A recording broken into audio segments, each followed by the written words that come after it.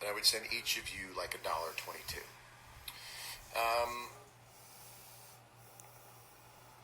How is everybody?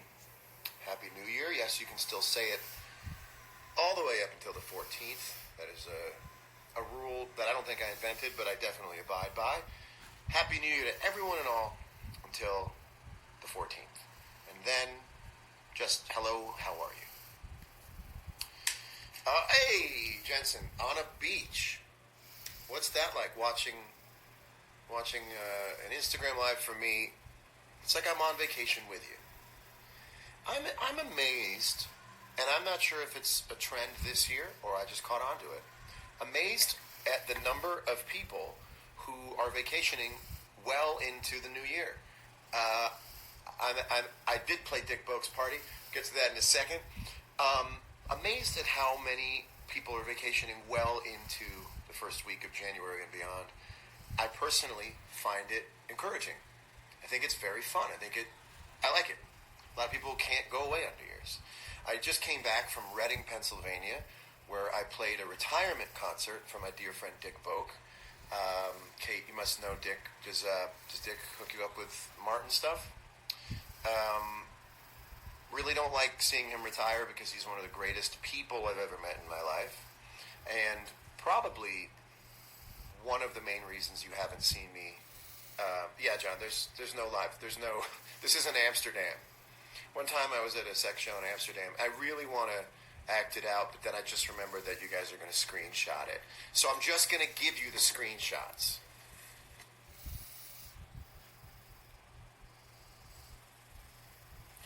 So those are screenshots you'll see from an act I didn't do. I only wanted to give 3 publicity shots from what would have been a full bore, sort of highly, almost a Tai Chi. They were doing sort of a Tai Chi sex show one time in Amsterdam. But anyway, one of the main reasons that I play only Martin guitars is, and will continue to be, the great Dick Boak. So I just got to New York from Pennsylvania, and I got into my room, and travelers will understand, entertainers will understand what I'm about to tell you. There is a perilous thing that happens when you land back in New York City, or LA, but New York is just a later town. When you land in New York City, right on the line of still could hit the ground running and go do something, and it was like 12:40, and I was like, I'm just gonna pack it up and roll home and not. I could have gone out, I could have hit the cellar, but it would have been just like right on the line, too late. So you are my social life tonight. You are what I'm doing on what I believe is a Saturday night. You guys are really gonna, not all you guys, but really gonna have to get over the go to bed thing. In 2018, if I see the go to bed thing and I have the opportunity to block you, I will block you. And if I'm investigating why, I find it a binary of being super dismissive. And maybe I've got to think it's as cute as you do to realize it's not truly condescending, that it's not meant to be dismissive, it's meant to be cute. And the second thing is that it's so teeth-achingly unoriginal that it makes me uncomfortable how unoriginal it is. So if you take the binary of somebody being dismissive and discounting and condescending and displaying just an incredible sense of banality, those two together, it's a combustion of sorts. And the fire will create a blockage whenever possible. I really hope it doesn't come off tough. I hope that's tough love. That's right. Christy is hoping now I stay awake. I will never go to sleep. In fact, we're all going to do 50 milligrams of Adderall, and we're never going to go to sleep. So anyway, I hope that 2018 is a return to a little bit of free thinking, if only in the way that we type. If only in the way we type. That's right, 5 minutes in and accurate and savage. Take many seats, can't canceled. You know, I don't know. I would like to see a little more honesty, because I don't really think that means take money. It just, I don't know. It's like it would be like going to get a tattoo and standing there, and the tattoo artist says, "What do you want?" And you just go, "Give me the sparrow on the wall. Give me that one." It's very flash art, is all I'm saying.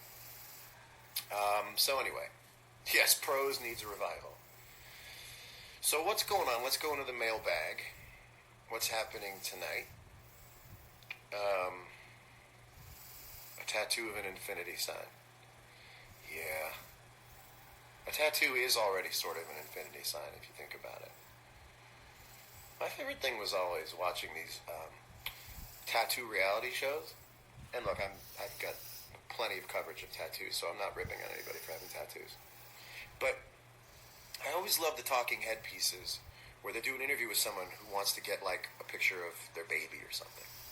And now, I don't have kids, so I don't begrudge anybody for wanting to memorialize in some way or another having a kid. And maybe I'll understand completely when I do have a kid. But when someone is like, I wanted to get a portrait of my baby on my arm because this is going to always connect us. We will always be linked. I think to myself, well, that's nice. But you sort of already are linked. You have the same blood running through your bodies. Pints and pints of the same blood.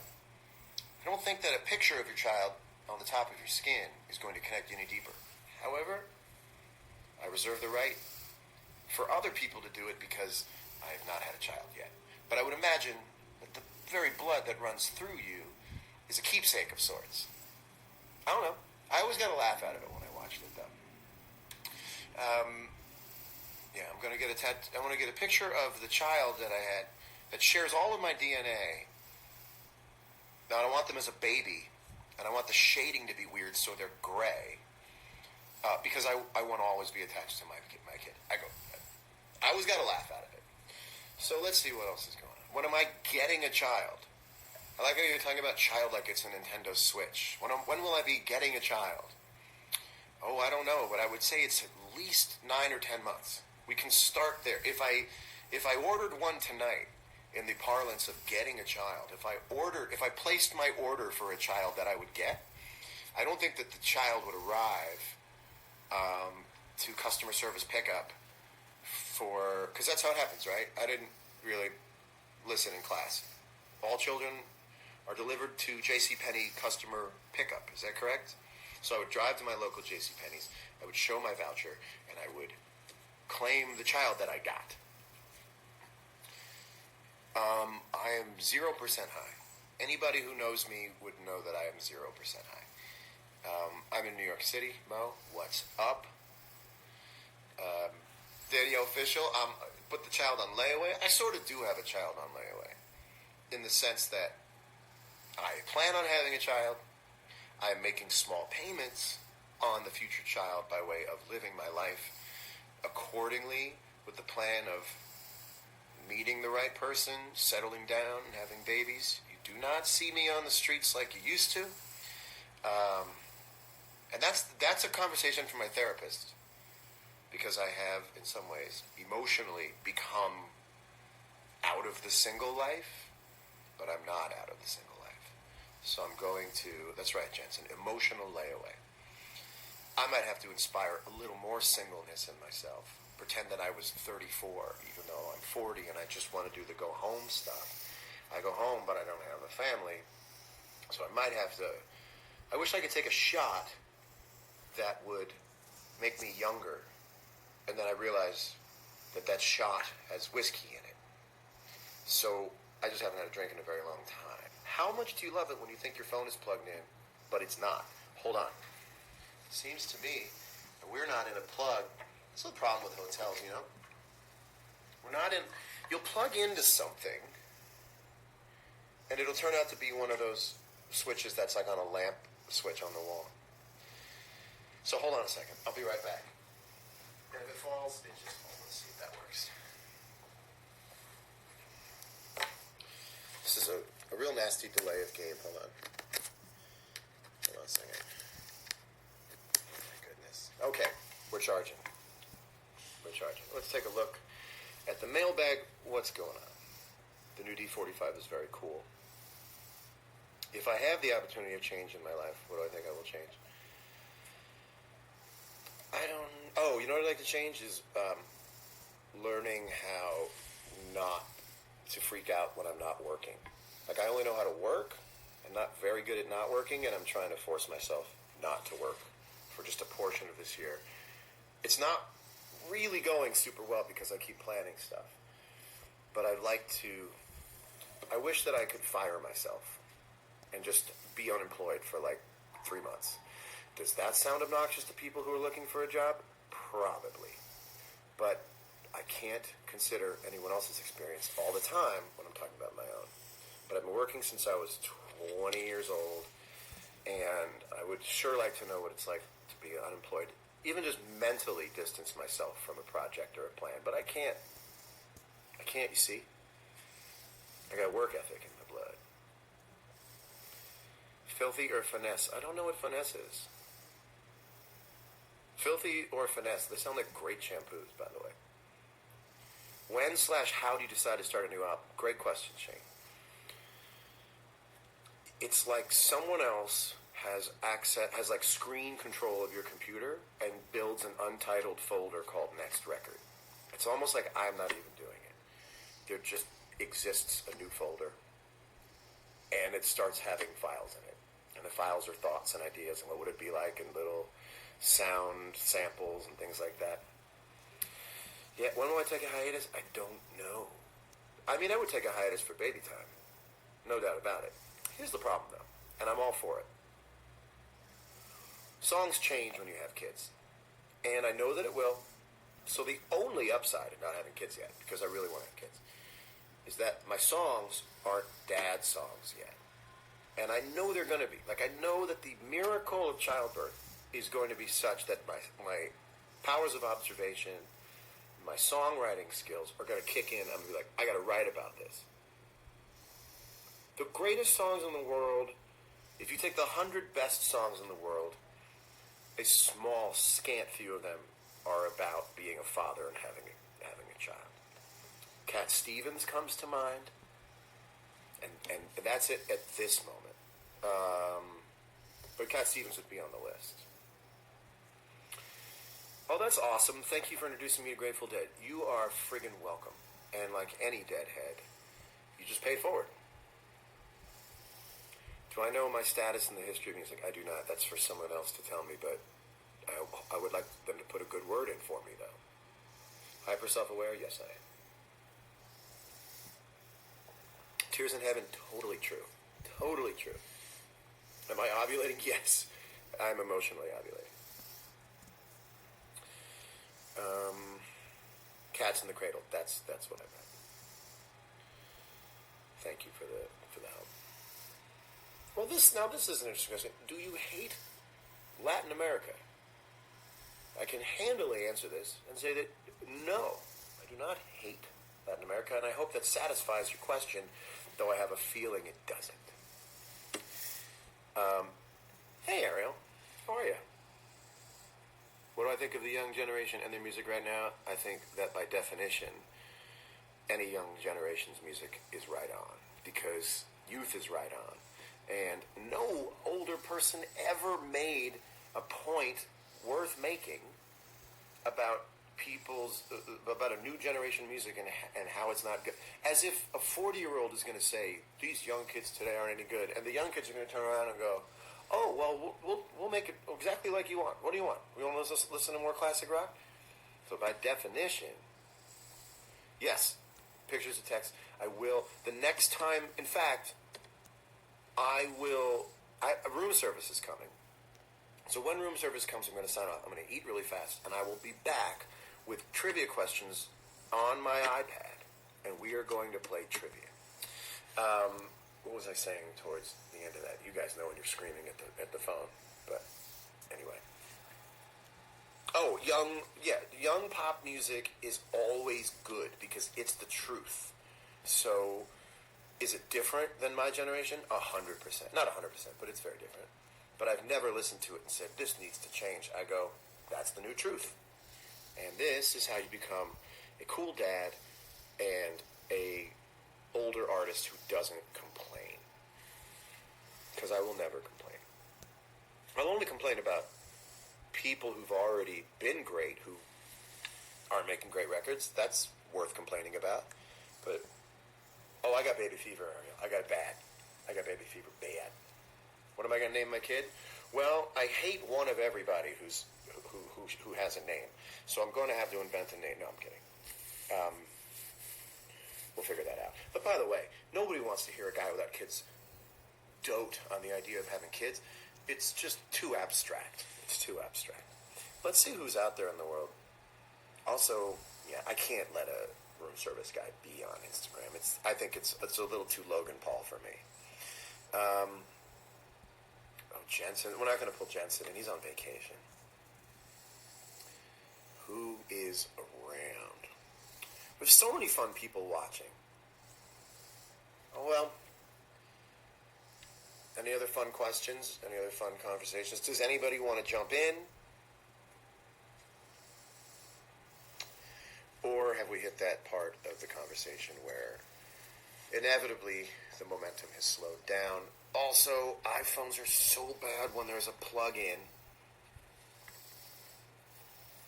Have I completed Super Mario Odyssey? I just got to 150 moons yesterday, and I made it to another part. I won't spoil anything, but we're still fighting bosses. And isn't that life? Favorite sneaker? Don't have one right now. Favorite dead song to play with Bobby? Estimated Profit. But in terms of me and Bob, just Estimated Profit's really nice. Love the Nintendo Switch. Best thing that's ever been made in a long time. Do I feel at peace? Yes, I feel at peace. There's a certain thing when you get to 40 where if anything's too far out of your grasp, both physically or psychologically, you just say, it's been a good life, we'll get them next time. What advice do I have for young artists in the music business? Songwriting.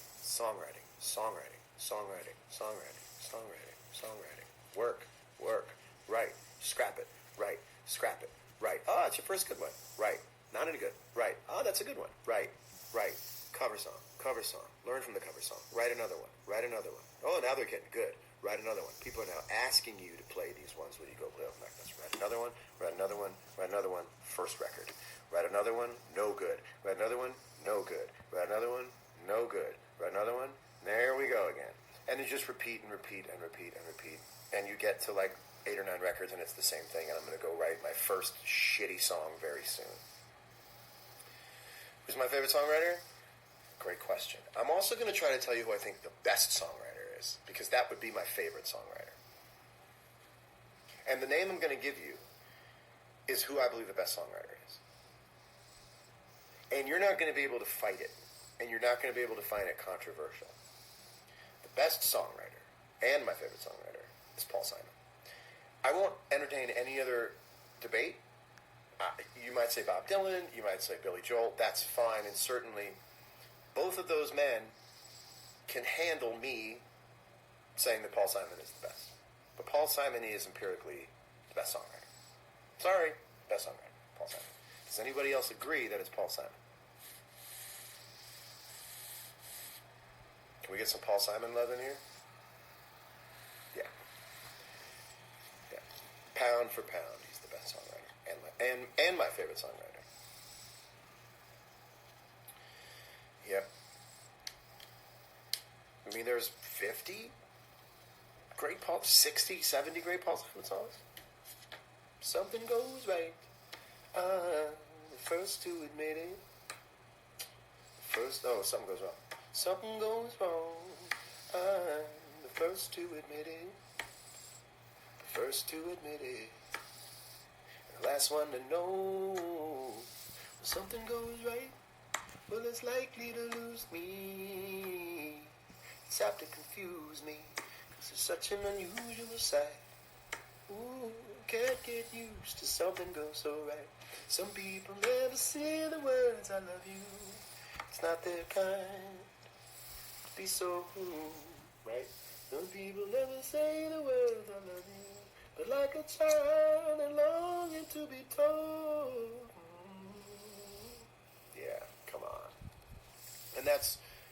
the 16th best song that he has. Still crazy after all these years. Bridge on Troubled Water. Only Little Boy in New York. Kodachrome. Renee and Georgette Magritte with their dog after the war. Renee and Georgette Magritte with their dog after the war. I don't know why I just wanted to do a raspberry and a gun to my head. That's how good it is. Okay, so maybe I won't. I don't know. Is it too much Instagram? Yes. Yes, Barbara, I have been told, not tonight, it's cold outside, and some people never say the words, I love you, it's not that kind to be so bold. Some people never say the words, I love you, but like a child and longing to be told. Okay, so have I stayed on too long? I don't know. Vocal tips, don't drink. Give me another vocal tip, John. Not that one. Sorry, that's the one. Don't drink. Has the Dead influenced my personal playing? Yes. The Dead music and Jerry Garcia's guitar playing totally sort of reframed the guitar neck for me, and now I can't go back. Like I can't see the guitar like I did before I picked up those songs, and so now I don't know the right way to put it. In some ways, I'm sort of confused now by all of this openness on the guitar, because when you go back and play the stuff, when I go back and play the stuff, well, you could too, but when I go back and play the stuff that I wrote before the Dead and Company stuff and the Grateful Dead catalog, it now has all this other ability in it on the guitar neck, and that's a little bit of a challenge in terms of, oh, here's how Stir Fry is perfect. So Migos are fucking great. And if you think that's just me trying to curry favor, which, by the way, sounds so much like curry flavor, and I get hungry when people say it. If you think I'm just trying to curry favor with young people by saying Migos is fucking awesome, listen to Stir Fry. Stir Fry is like the third or fourth song that you hear by a band that you recall and sort of like, they just got lucky there, they got lucky there. Stir Fry is the world's most incredible stack of syncopated, staggered beats and hits. It's so good. I think Migos is genius. Like, and I'm not saying that to extend my shelf life as a pop artist of sorts. It's technically friggin' great. And I don't stand corrected, but I am now impressed, and I raise my hand if someone asks, where is the army of people who really believe that Migos are making like truly great music in 2017 and 18? Here it is. I'm sold. It's like popcorn, that song. Like all the beats